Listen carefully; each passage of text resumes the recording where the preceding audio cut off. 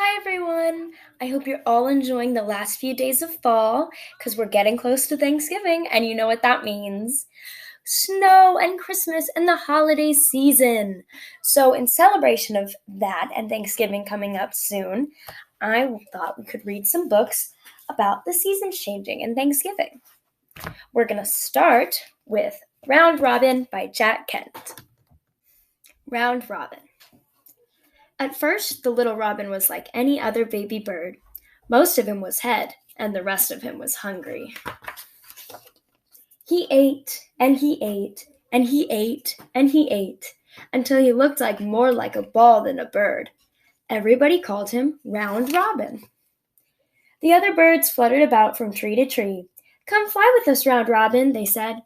But Round Robin was too fat to fly. He wanted to go anywhere he hopped. Hippity hoppity boppity bump.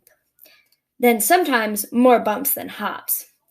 But mostly he just stayed where he was. All he wanted to do was eat. When fall came, the robins began to fly south. "Come along, Round Robin," they said. "Soon snow will cover the ground, and food will be hard to find." So Round Robin headed south too. Hippity hoppity boppity bump. It was slow going. All that hopping made him hungry, so every few minutes he stopped to eat, and this slowed him down even more. Round Robin had not gone very far when winter caught up with him. Hopping in the snow was hard work. It was easier on the road, where automobiles had packed the snow as hard as ice. Hippity hoppity slippity slide. But it was dangerous. "You don't want to get run over," warned a field mouse. "Stick to the byways." So Round Robin did. The snow kept getting deeper and deeper, but Round Robin struggled on. "I'm starving," he complained one day. "There's nothing at all to eat." "Oh, I wouldn't say that," said a fox, who suddenly appeared from behind a tree. "You look very tasty to me." He licked his lips and leaped at Round Robin. But everything happened so fast that Round Robin didn't have time to think. He was even more surprised than the fox when he found himself flying. He wasn't round anymore. "It's from all that exercise and nothing to eat," said Round Robin as he flew south. He flew, and he flew, and he flew. And he didn't dare stop until he caught up with the rest of the robins. It was warm and sunny in the south, with no snow on the ground. Food was easy to find, and Round Robin was oh so hungry. So he ate, and he ate, and he ate, and he ate, until he looked more like a ball than a bird. It had taken Round Robin all winter to make the trip. Now it was spring, and the robins were beginning to fly north again. "Come along, Round Robin," they said. "It's time to go home." So Round Robin sighed a deep sigh and started the trip back north. Hippity hoppity boppity bump. The end.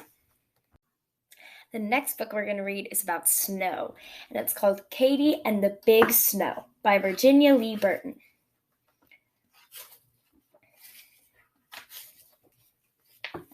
Katy was a beautiful red crawler tractor. She was very big and very strong, and she could do a lot of things. Katy had a bulldozer to push dirt around with. Katy also had a snowplow to plow snow with. Katy belonged to the highway department in the city of Geopolis. The highway department repaired the roads in the summer and kept them clear of snow in the winter, so traffic could run in and out and around the city. And there's Geopolis. All summer, Katy worked on the roads with her bulldozer. Katy liked to work. The harder and tougher the job, the better she liked it. Once, when a steamroller fell into the pond, Katy pulled it out. The highway department was very proud of her. They used to say, "Nothing can stop her." When winter came, they put snowplows on the big trucks and changed Katy's bulldozer for her snowplow. But Katy was so big and strong, she had to stay home because there was not enough snow for her to plow. Then early one morning, it started to drizzle, and the drizzle turned into rain, and the rain turned into snow. By noon, it was 4 inches deep. The highway department sent out the truck plows. But after noon, the snow was 10 inches deep and still coming down. "Looks like a big snow," they said at the highway department, and they sent Katy out. The strong winds came up and drift began to form. 1 foot, 2 foot, 3 feet, 5 feet. The snow reached the first-story windows, then the second-story windows, and then it stopped. One by one, the truck snow plows broke down. The roads were blocked. No traffic could move. The schools, the stores, the factories were closed. The railroad station and airports were snowed in. The mail couldn't go through. The police couldn't protect the city. The telephone and power lines were down.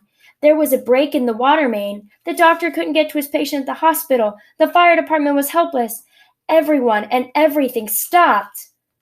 But Katy! The city of Geopolis was covered with a thick blanket of snow. But slowly and steadily, Katy started to plow out the city. "Help!" cried the chief of police. "Help us get out to protect the city." "Sure," said Katy. "Follow me." So Katy plowed out the center of the city. "Help!" called out the postmaster. "Help us get the mail through." "Sure," said Katy. "Follow me." So Katy plowed down to the railway station. "Help! Help!" said the telephone company and the electric company. "The poles are down somewhere in East Geopolis." "Follow me," said Katy. So she plowed the roads to East Geopolis. "Help!" called out the superintendent of the water department. "There's a break in the water main somewhere in North Geopolis." "Follow me," said Katy. And she plowed the roads to North Geopolis. "Help! Emergency!" called out the doctor. "Help me get this patient to the hospital way out in West Geopolis." "Sure," said Katy. "Follow me." So Katy plowed the roads to the hospital. "Help! Help!" called out the fire chief. "There's 3 alarm fire way out in South Geopolis." "Follow me," said Katy.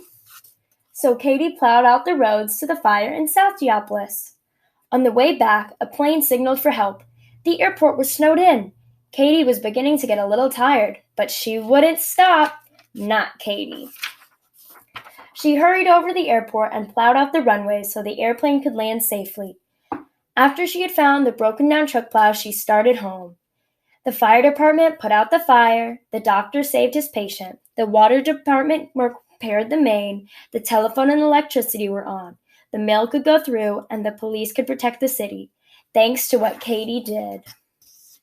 And there's Geopolis all plowed out. The end. I have one last little story for us to celebrate Thanksgiving. Give Thanks for Each Day by Steve Metzger. Give thanks for each day. Give thanks for each night. For colorful flowers, for stars shining bright. Give thanks for new crayons, red, green, and blue. Give thanks for the moments when wishes come true. Give thanks for the train that chugs down the track. Give thanks for the comfort when Mommy comes back. Give thanks for a puzzle, a favorite bear, the thrill when you're lifted way up in the air. A hug, a parade, a bath, a new toy. Give thanks in our world that fills us with joy. Give thanks for a walk by a lake in the park. Give thanks for the light in our home after dark. Give thanks for the snowflakes that fall from above, for getting together with people you love. Give thanks for sweet ice cream, for ducks in a row. Give thanks for great stories which help you to grow.